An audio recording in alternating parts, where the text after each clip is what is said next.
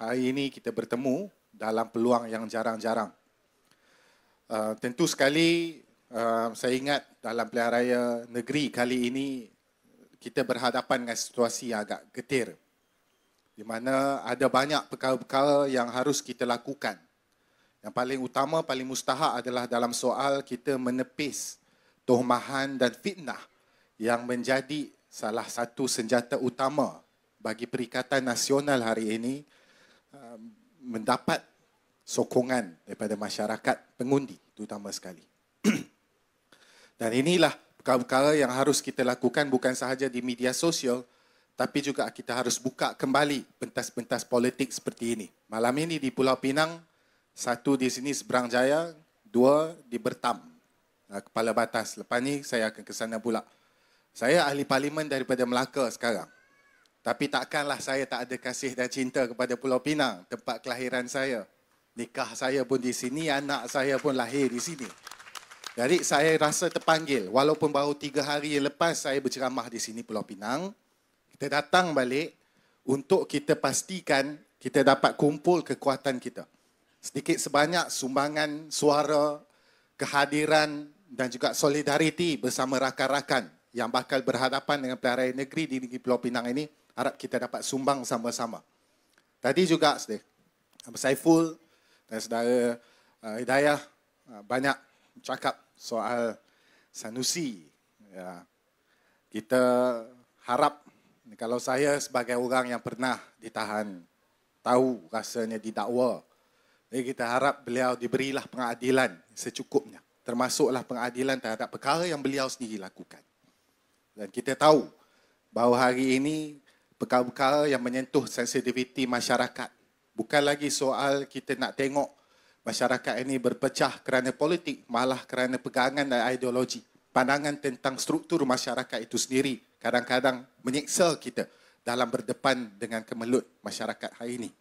Kita tak boleh biarkan masyarakat kita ini dipecah belahkan dengan pandangan yang macam kita sebut, asasnya fitnah, asasnya tohmahan, digunakan sebagai senjata politik untuk raih sokongan. Sedang kita berhempas pula sebagai sebuah kerajaan persekutuan hari ini untuk membangunkan kembali negara yang penat dihempap dengan pelbagai cabaran ekonomi selama ini, yang di sebelah sana bukan sahaja dalam parlimen yang ponteng, malah di luar parlimen gigih, kuat, bukan main lantang lagi, menabur cerita-cerita tak betul hanya untuk lihat diri mereka kembali berkuasa.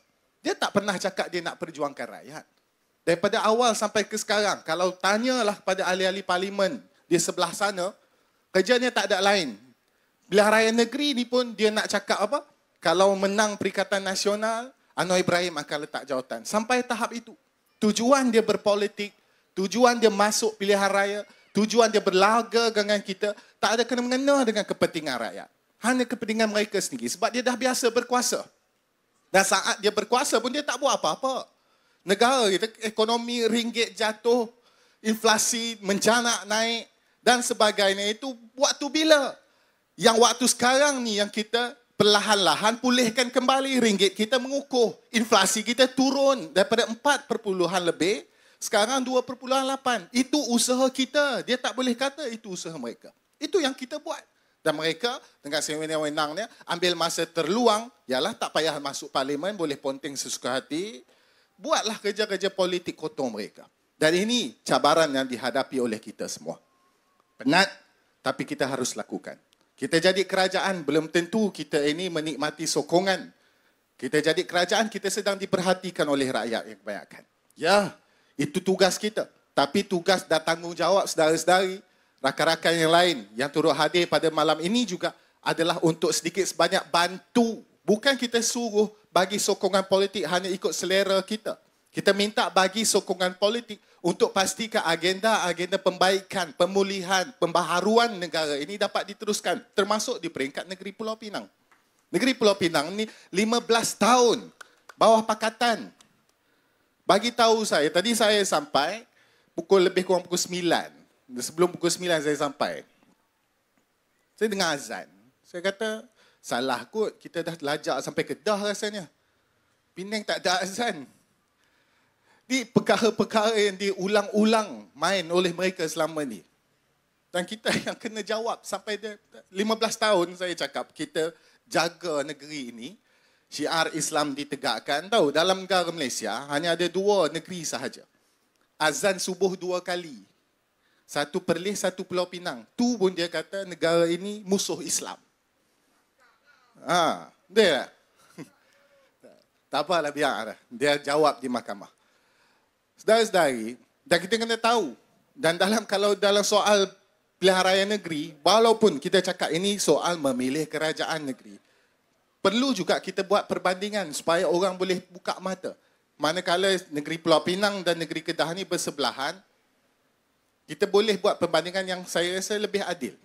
Nak ambil sumber bumi, nak kita cerita sumber pertanian, nak kita cuba nak bincang soal tanah, soal tenaga kerja. Negeri Kedah jauh lebih besar, lebih luas daripada kita. Sumbernya jauh lebih banyak. Airnya pun sebahagian kita ambil untuk jadikan bekalan di sini, air terawat.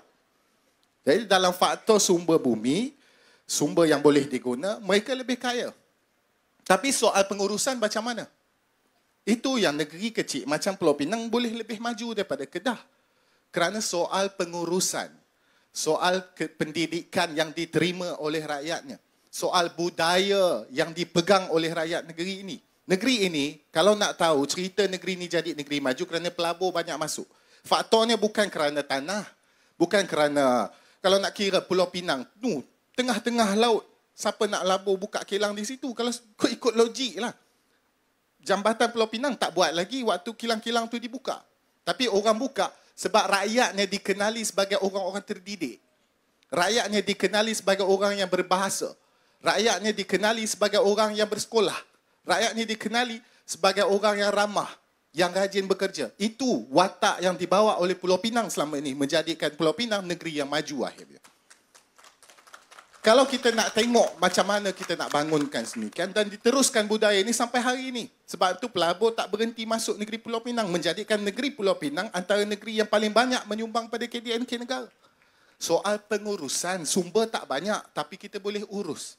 Tapi kita kena mengakulah bahawa Menteri Besar Kedah ni dia jauh lebih hebat daripada Ketua Menteri kita.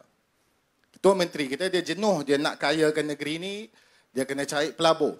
Dia kena pastikan lebih banyak lagi industri yang boleh buka. Tapi dalam masa sama kena jaga juga masyarakat dan persekitaran. Dia tak boleh buat suka-suka hati. Dia tak boleh nak suka-suka hati buka kilang, tak perlu tengok soal alam sekitar dan sebagainya. Dia kena kira dulu berapa unjuran rakyatnya. Dia kena kira berapa banyak duit kita boleh belanja. Dia kena fikir betul-betul. Kena pastikan. Saya pernah kerja di Pulau Pinang. Saya tahu 1 sen pun kita kena cari resit bagi. Level 2 jaga negeri selama ni 15 tahun. Tapi di Kedah lebih hebat. Di Kedah lebih hebat. 1 minit. Di Kedah lebih hebat. Sanusi dalam soal nak bangunkan negeri, perkara pertama, idea yang tak pernah difikirkan oleh mana-mana pemimpin politik selama ini. Apa? Bawa Pulau Pinang masuk dalam Kedah. Selesai masalah. Tak boleh bawa masuk Pulau Pinang, tak apa. Kita gaduh lagi, KL pula kena masuk Kedah. Baru Kedah boleh maju. Saya ingat dia kena bawa masuk Singapura, baru Kedah boleh maju bawah Sanusi. Itulah cara dia selesaikan. Hebat. Sebab tu hari ini Sanusi ni jadi bahan bualan. Kita nak sebut tentang Sanusi ni, saya kira macam saya sebut, biar mahkamah tentukan. Nanti dia kata kita ni berdendam politik. Sedangkan yang tangkapan yang dilakukan ke atas Sanusi itu adalah hasil daripada laporan polis yang dibuat oleh Dewan Diraja Selangor. Itu bukan kerajaan, bukan Anwar Ibrahim yang suruh. Kita banyak kerja, tak ada masa nak fikir pasal hang. Tapi iyalah, kita tak boleh nak toleransi dengan orang yang sedikit sebanyak dah merosakkan fabrik sosial masyarakat kita. Rosak kita kerana budaya-budaya caci maki hamun. Kita dah banyak kali cakap. PRN ini bukan medan balas dendam. Bukan medan untuk kita nak bertelagah secara politik sampai heret rakyat dan institusi-institusi lain. Ini medan untuk pilih siapa nak pimpin negeri ini. Siapa yang nak boleh jaga PBT-nya. Siapa yang nak boleh tentukan kutipan hasil dan sebagainya dengan baik dan sihat yang boleh bangunkan negeri dan rakyatnya. Tapi dia pilih untuk jadikan pilihan raya negeri, medan politik mempopularkan diri dia dengan kelaku bukan-bukan. Jadi tak apalah, kita doakan yang terbaik. Saya harap keadilan diberikan secukupnya kepada beliau, dan bila kita sebut keadilan, yang salah tetap salah, yang betul tak apa, alhamdulillah.